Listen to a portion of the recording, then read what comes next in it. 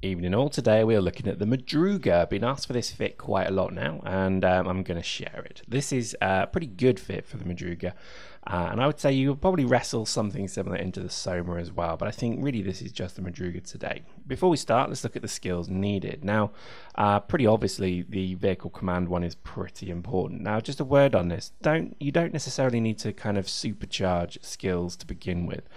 This character has only got 4.5 million skill points, yet effectively it's a pretty strong tanker. And you can see most of the skills are at 2 or 3, and that is pretty much all you need. For example, armor upgrades is 2, but the skills beneath that are then level 3, so that gives you the good plates and the good hardness. So be very careful. Make sure you read all of the descriptions on the modules that we're about to show, because you may not necessarily need to supercharge to level 4 and 5, wasting skill points. So there we go. Then final look at the turrets. Again, only levels 2s and 3s, really nothing too high, only because again that gets you the advanced, and that's pretty much all you need. So let's look at the fit. This is the fit. To the right, you may want to pause and have a look at that. That is the list of modules that I run on my tank. Now, again, if you've got higher skills or if you've got better fitting capability, then certainly, upgrade some of these. But this is pretty much the middle range. We begin with a local power grid extender because you do need to increase the power grid of this vehicle. It's very low. We then fit 180mm reinforced polycrystalline plate. That gives you more armor. Then we have 2 armor hardeners, both in this case 20% one. So with both running, you're basically running a 40% boost.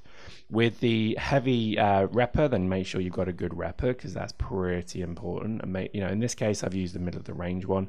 Again, same again with the large turret. This is just the advanced one, nothing too special, but better than the militia by a long way. Now, for the 2 sponson turrets, I've just basically used a pretty good missile turret, only because you'd never know if someone's going to gun.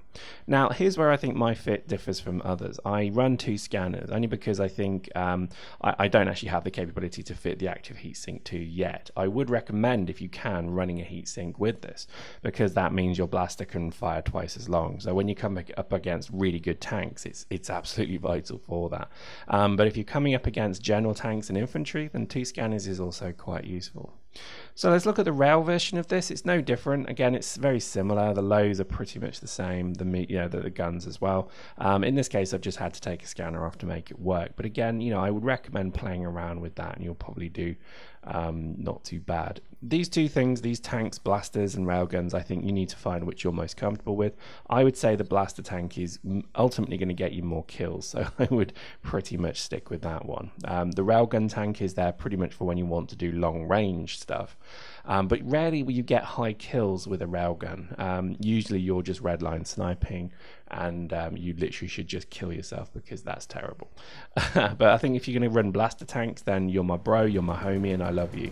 So let's look at some blaster tanks just to end the video. I think again, this is something really I would say is just so much fun. I think if you can get into the Madruga and you can fit it in this way, yeah, you're going to lose a few once you get used to it, but once you've mastered this kind of module management piece, check my other video, the latest tactics video, for kind of simple tactics to use with tanking. But if you can master it, I tell you what, you'll probably kill a huge amount more than you lose, and you may be making it ISK positive, but don't go into this thinking you're going to make a lot of ISK. Think of it, you're going to go and getting a lot of kills, and you're going to have an awesome lot of fun, because when a tank is cornered, and when you're being pretty much pummeled upon, when you're taking it in the rear from a very large forge gun, you basically have to adapt to, and get the hell out. And if you can survive those kind of things, then I tell you what, there's a hell of an achievement to do so.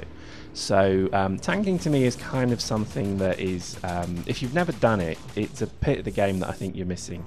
That's incredibly fun, because it's more like Eve than anything. It's the infantry game is pretty much run, die, run, die, run, die. Whereas with the tanking game, there is such emphasis on not losing your money and your tank that you really get quite into it. And you can, there's been a few times this week I've literally just shit venom because I'm so angry because I've lost my tank. But that's wonderful. That is fantastic, because when you get angry at something, it means you're emotionally engaged and attached to it. So there we go. Hope you enjoyed that. Check the fit out. Try it. If you see Lord Azrael Clone A on the battlefield, don't use it against me. Otherwise, I will cock drop you. Hope you enjoyed that. See you next time.